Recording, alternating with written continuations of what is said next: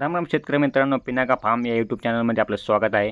तर मित्रांनो, 28 मेला आपण यामध्ये पावसाळी टोमॅटोची लागवड केली होती. तर यामध्ये सिजंटा कंपनीचं मेघदूत ही व्हरायटी आपण यामध्ये लागवड केली होती. प्लॉट पूर्णपणे आता संपलेला आहे. याचं उपटण्याचं काम चालू आहे.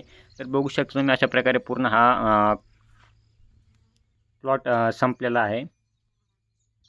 तर याच प्लॉटची आपण पूर्ण लेखी नोंद ठेवलेली आहे. किती आपला खर्च झाला आहे, किती आपण याच्यामध्ये नफा कमवलेला आहे. तर तेच याच व्हिडिओमध्ये बघण्याचा प्रयत्न करूयात. तर त्या अगोदर आपल्या चॅनलवर नवीन असाल तर चॅनलला सबस्क्राईब आणि व्हिडिओला लाईक नक्की करा. तर मित्रांनो, हा सगळा हिशोब हा 10 गुंठ्यामधला आहे आणि हा सुरुवातीपासूनचा लेखी हिशोब आहे. जेव्हापासून आपण लागवड केली होती. हा बघू शकता तुम्ही आता 1 नंबरला 28/5/2025 म्हणजे 28 मेला लागवड केली होती. याच्यामध्ये आम्ही 1,500 प्लांटची लागवड केली होती. सिजंटाची मेघदूत ही व्हरायटी होती. त्यामध्ये बघा प्लांटचा 1,800 रुपये खर्च आहे. 30 तारखेला आपण त्यामध्ये पहिली ड्रिंचिंग केली होती. 19 हुमिक ॲसिड आणि साप याच्यामध्ये 500 रुपये खर्च आला होता.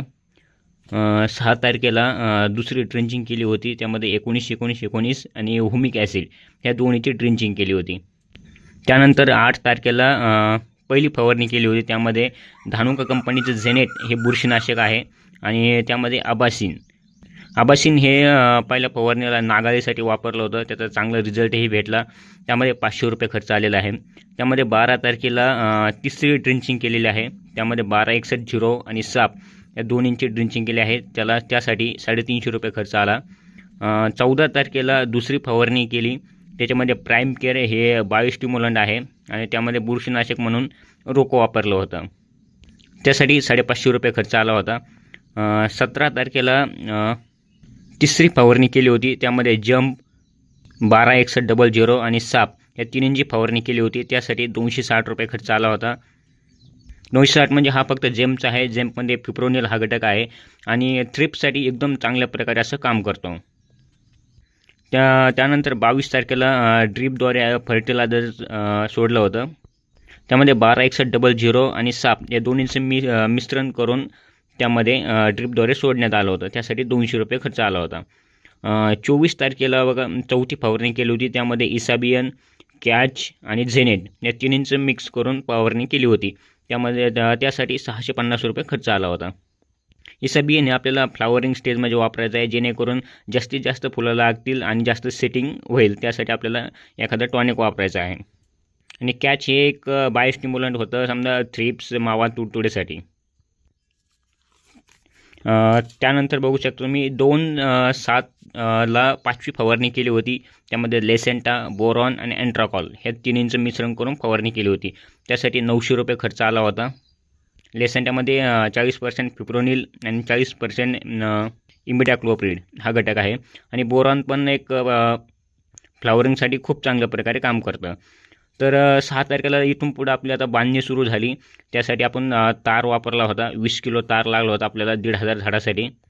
तर प्रति 85 रुपये प्रति किलोनं आपल्याला भेटला होता. तर 1700 रुपयाचा तार झाला आणि त्यामध्ये 5 किलो सुतळी लागली होती. तर 650 रुपयाची सुतळी. तर 12/7ला आपण 6वी फवारणी केली होती. त्यामध्ये रोको हे बुरशीनाशक वापरलं होतं. 05234 हे खत वापरलं होतं आणि त्यामध्ये 7 हे कीटकनाशक आहे. ॲसेटामिप्रिड त्यामध्ये घटक होता. तर थ्रिप्ससाठी तो पण हे चांगल्या प्रकारे काम करतो.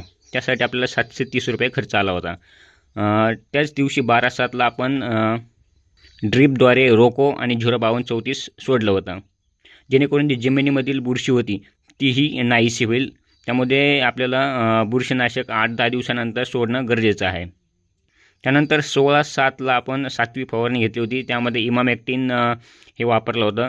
त्यानंतर बरीचशी अशी सेटिंग जी फळांची असते, जी साईज वाढलेली असते, त्यामध्ये आळी वगैरे जाऊ नये म्हणून आपल्याला एक आळीनाशक वापरायचं आहे. त्यासाठी 160 रुपये खर्च आला होता. 22/7ला आपण 8वी फवारणी घेतली होती. त्यामध्ये शमीर हे बुरशीनाशक वापरलं होतं, सोलोमन हे कीटकनाशक वापरलं होतं आणि बोरॉन वापरलं होतं. तर त्यासाठी आपल्याला 730 रुपये खर्च आला होता. त्यानंतर 10/8ला आपण 9वी फवारणी घेतली होती. त्यामध्ये ब्लू कॉपर हे बुरशीनाशक, कोराजन हे कीटकनाशक आणि 05234 हे असं तिन्हींची फवारणी केली होती. ब्लू कॉपर हे एक करपासाठी आणि झाडांच्या बुडावर वगैरे असं जिथं बुरशी पडते त्यासाठी एकदम चांगल्या प्रकारे असं काम करते. हे कॉन्टॅक्ट फंगिसाईड आहे. ढगाळ वातावरणामध्ये पण कॉन्टॅक्ट वापरायचं आहे आपल्याला, जेणेकरून बाहेरून झाडाला प्रोटेक्ट कराल. त्यासाठी आपल्याला 890 रुपये खर्च आला होता. आणि शेवटची अशी 20/8ला आपण 10वी फवारणी केली होती. त्यामध्ये प्रोपेक्स, बोरॉन आणि टाटा कंटाप याचे तिन्हींचं मिश्रण करून फवारणी केली होती. प्रोपेक्स यासाठी आपल्याला आळीसाठी वापरायचं आहे. शेवटला जेव्हा शेवट झाड वाढतं म्हणजे टोमॅटोमध्ये गवतही होतं, त्या गवताची आळी झाडावरती जाते, त्यासाठी आपल्याला आळीनाशक वापरायचं आहे. त्यासाठी आपल्याला 420 रुपये असा खर्च आला होता. तर टोटल बघू शकता आता 10,990 रुपये आपल्याला शेवटपर्यंत खर्च आला होता. आता खर्च झाला, आता त्यामध्ये आपण विक्रीचा हिशोब बघूयात. तर टोमॅटोच्या शेवटपर्यंत किती विक्री झाली, काय झाली, त्याचीही आपल्याकडं लेखी नोंद आहे. आता ते बघूयात.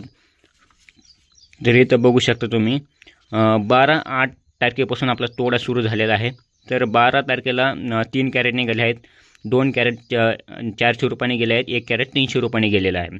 तर 15 तारखेला 4 कॅरेट निघाले आहे, 300 रुपयाने गेले आहेत. हे बघू शकतो मी, टोटल झाले त्याचे 1200 रुपये. आणि हे बघू शकतो तुम्ही साईडला, हे पूर्ण पेट्रोलचा खर्च आहे. ज्या दिवशी जेवढं पेट्रोल टाकलं तो सुद्धा खर्च आपण यामध्ये लिहून ठेवलेला आहे. 16 तारखेला 4 कॅरेट निघाले आहेत, 450 रुपये दर भेटला आहे. 18 तारखेला 5 कॅरेट निघाले आहेत, 300 रुपये दर भेटला आहे. 20 तारखेला 5 कॅरेट निघाले आहेत, 440 रुपये दर भेटलेला आहे. 21 तारखेला 5 कॅरेट निघाले आहेत, 300 रुपये दर भेटला आहे. 22 तारखेला 11 कॅरेट निघाले होते, 400 रुपये दर भेटला होता. 23 तारखेला 12 कॅरेट निघाले होते, काही कॅरेटला 360 रुपये, काही कॅरेटला 330 रुपये. तर हे तुम्ही शकता, काही कॅरेटला कमी जास्त दर भेटला. हे क्वालिटी खराब होते का असं नाही आहे, क्वालिटी सेमच होती, सेम माल आहे. पण काही कॅरेट अगोदर विकले जातात, काही कॅरेट नंतर विकले जातात, त्यामध्ये भावामध्ये थोडासा फरक होत जातो. तर हे तारखेनुसार बघू शकता तुम्ही. व्हिडिओ स्टॉप करून तुम्ही प्रत्येक डेटचं तुम्ही भाव बघू शकता. तर काही भाव तुम्हाला असंही बघायला भेटेल की एकदम कमी जास्त बघा जातात. 3 तारखेला 6 कॅरेट निघाले होते, 60 रुपये दराने कॅरेट गेलं होतं. असेही तुम्हाला बरेचसे दिवस असे बघायला भेटतील की एकदम कमी भावामध्ये जाईल, काही दिवस असे भेटतील की एकदम हायेस्ट भावामध्ये जाईल. तर बघू शकतो जवळपास 23-25 तारखेपासून भावामध्ये खूप प्रमाणामध्ये अशी घसरण होत गेली आहे. नंतर बघू शकतो मी 10 तारखेपासून तर 100-150 वरतीच भाव आले होते डायरेक्ट. तर त्यामध्ये आपल्याला खचून जायचं नाही आहे. आपलं रेग्युलर जेवढा माल निघतो आहे तेवढा काढत जायचा आहे, ॲव्हरेज होत जाईल.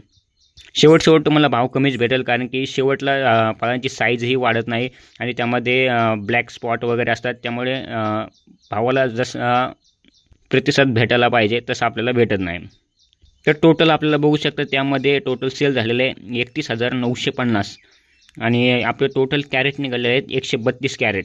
तर त्यामध्ये जवळपास पावसानं 30-40 कॅरेट असे सडले असतील जमिनीवर. तर जेव्हा मध्ये 1-2 हप्ते कंटिन्यू पाऊस चालू होता, त्यामध्ये खूप अशी सडण झालेली आहे टोमॅटोची, त्यामुळे बरंचसं नुकसान त्यामध्ये झालं आहे. तर टोटल खर्च तुम्ही बघू शकता, 31,950 रुपये टोटल आपलं विक्री झालेली आहे. त्यामध्ये जे व्यापारी आहेत त्यांचं 10% कमिशन म्हणजे 3,190 रुपये त्यांचे गेले आहेत. तर आपल्याला टोटल 28,760 रुपये त्यामध्ये उरलेले आहेत. तर त्यामधलाही आपला पेट्रोलचा खर्च म्हणजे 3,540 रुपये आपले पेट्रोलला खर्च झाले आहेत. ते पेट्रोलचे वजा करून 25,220 रुपये हे आपल्या हातात पडलेले आहेत. तर त्यामधून आपला जो आपण सुरुवातीला जो खर्च लावला होता 10,990 रुपये हा आपण खिशातून खर्च लावला होता, तेही त्यातून मायनस केले तर 14,230 रुपये आपल्याला नेट नफा झालेला आहे. तर 10 गुंठे रानामधून आपल्याला 3 महिन्यामध्ये 14,230 रुपये निव्वळ नफा झालेला आहे. तर बघू शकता तुम्ही, भाजीपाल्यामध्ये रेटचं असं काही फिक्स नसतं, त्यामध्ये कमी जास्त होतच राहतं. तर आपल्याला त्यामध्ये कंटिन्यू असं काही ना काही करत जायचं आहे. एखादा तरी भाव आपल्याला चांगला भेटेल, कधी कमी भेटेल, त्यामध्ये कोणत्याही याच्या मालामध्ये आपल्याला माघार घ्यायची नाही. तर व्हिडिओ कसा वाटला कमेंटमध्ये नक्की सांगा आणि आपल्या चॅनलवर नवीन असाल तर चॅनलला सबस्क्राईब आणि व्हिडिओला लाईक नक्की करा.